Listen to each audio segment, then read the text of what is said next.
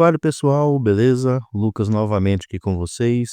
Nesse vídeo vamos falar um pouquinho sobre o fundo de tijolo, o RBVA11. Vamos analisar aqui o seu último relatório gerencial, que saiu durante essa semana, referente aqui ao mês de janeiro de 2025. Vamos ver como é que o fundo vem se desempenhando e quais as expectativas para esse ano de 2025. Lembrando que ele é um fundo do segmento de varejo. Deixa aí nos comentários sua opinião sobre esse fundo imobiliário. Já investe? Está pensando em investir? Deixa aí nos comentários.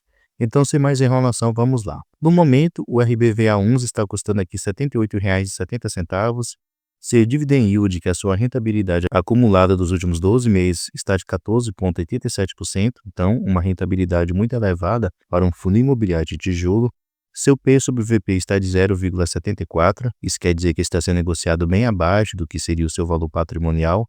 Então, está com deságio, com desconto. E o fundo tem uma liquidez média diária superior aqui a 1 milhão. Se descermos um pouquinho aqui no gráfico, podemos ver que sua cotação caiu bastante, assim como vários outros fundos imobiliários, e ele está aqui nas suas mínimas históricas. Se pegarmos aqui o gráfico dos últimos 12 meses, observem como ele caiu bastante durante esses últimos 12 meses, e se colocarmos aqui no gráfico maior dos últimos 5 anos, podemos ter uma noção maior também de como ele está aqui nas suas mínimas, apresentando assim, pelo menos da minha visão, uma boa oportunidade de investimento, de comprar um fundo interessante com desconto realmente muito bom. Se descermos um pouquinho aqui, pessoal, podemos conferir o seguinte, que o RBVA11 atualmente conta com um pouco mais de 61 mil cotistas, o valor patrimonial por cota seria os R$ 106,75 e seu último rendimento pago foi de 90 centavos por cada cota. Além disso, em questão de patrimônio, ele tem aqui 1,67 bilhão. E se descermos aqui, podemos conferir o seu histórico de rendimentos pagos. Deixa eu colocar aqui dos últimos 5 anos, que a gente consegue ter uma noção maior de como está o seu histórico. Então, de modo geral, ele conseguiu elevar os seus rendimentos no decorrer desses últimos anos. Aqui, ano de 2020,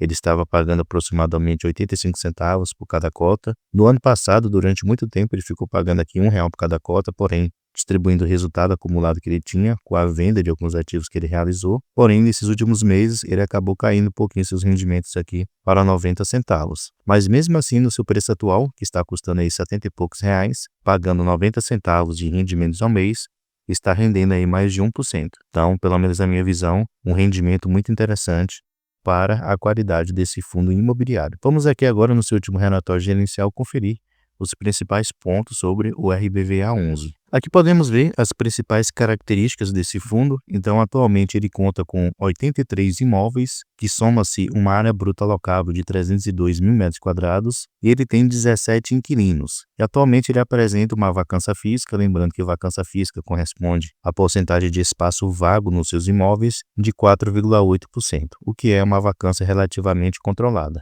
Uma vacância para você se preocupar seria de 10% para cima. E aqui também podemos notar que a duração média dos seus contratos é de aproximadamente aqui 6 anos e meio. Então são contratos com uma duração relativamente mais longa. Correspondente, pessoal, ao seu resultado de distribuição de rendimentos, correspondente ao mês de janeiro de 2025, nota-se que ele teve uma receita total aqui de R$ 14.970.000, que foi proveniente da sua receita imobiliária, no caso dos aluguéis que ele recebeu dos seus inquilinos. Ele também teve uma receita aqui proveniente de R$ 600.000, correspondente aos rendimentos de outros FIIs, que atualmente ele também investe, e também R$ 215 mil de outros investimentos que ele não menciona quais são. Com respeito aqui a despesas financeiras, somou o valor total de R$ 2.417.000. Então, no final, o fundo ele ficou com um resultado líquido para poder distribuir aos seus cotistas de R$ 13,3 milhões e o valor que ele realmente distribuiu foi de R$ 14 milhões. Então, nota-se que ele gerou uma receita menor do que o valor que ele realmente distribuiu. Porém, como ele tem um resultado acumulado, ele usou esse resultado para conseguir manter o seu patamar de rendimentos. Durante o mês de janeiro, ele gerou 86 centavos por cada cota, mas pagou 90 centavos por cada cota.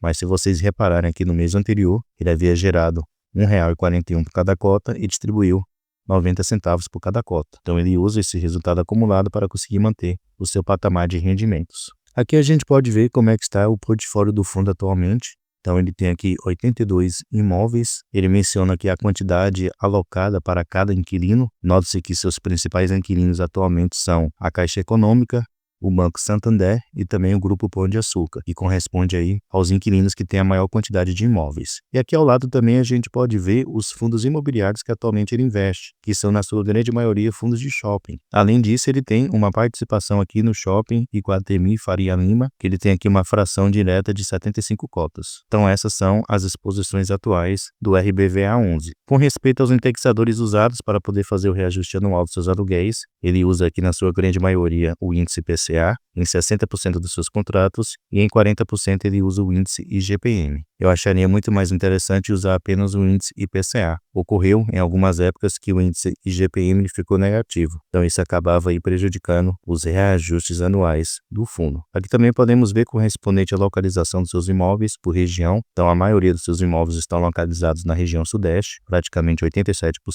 Aqui no mapa por estado a gente pode ver a localização, né? Então a maioria dos seus imóveis estão localizados no estado de São Paulo, Rio de Janeiro e Minas Gerais. Então esses são aí os que mais se destacam. E aqui também a gente pode ver a receita por locatário, no caso, quais os inquilinos responsáveis pelas maiores receitas do fundo. Se destaca aqui em especial 5, que é a Caixa Econômica, responsável aqui por 26% da receita do fundo, a Gogna, responsável por 24%, o Banco Santander, responsável por 16%, o Assaí, responsável por 9% e o Grupo Pão de Açúcar, responsável aí por 7%. Então nota-se que ele tem sim uma maior dependência da sua receita vindo aqui da Caixa Econômica, da Gogna e do Santander, até porque são os inquilinos que têm a maior quantidade de imóveis. Porém, como eu sempre menciono, esses tipos de contrato de fundos imobiliários de varejo são contratos geralmente com uma duração longa.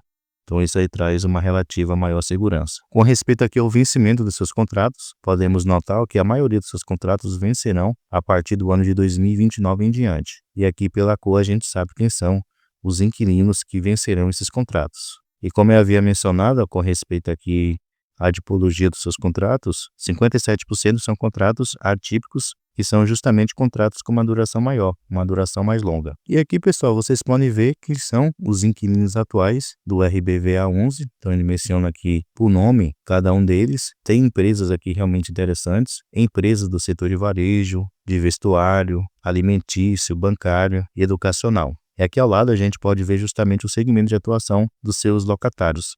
Então se destaca aqui em especial esses 3 que eu mencionei. Empresas do segmento bancário, alimentício e educacional são os que mais se destacam. E se descermos mais um pouquinho aqui, ele faz um resumo de cada uma das lojas que atualmente ele tem. Então ele vai falar o nome do imóvel juntamente com o seu endereço, quem é o locatário, a área bruta locável daquele imóvel, o vencimento do contrato. E aqui também pelo Google você consegue ter uma noção das imagens, né, da localização daquele ativo.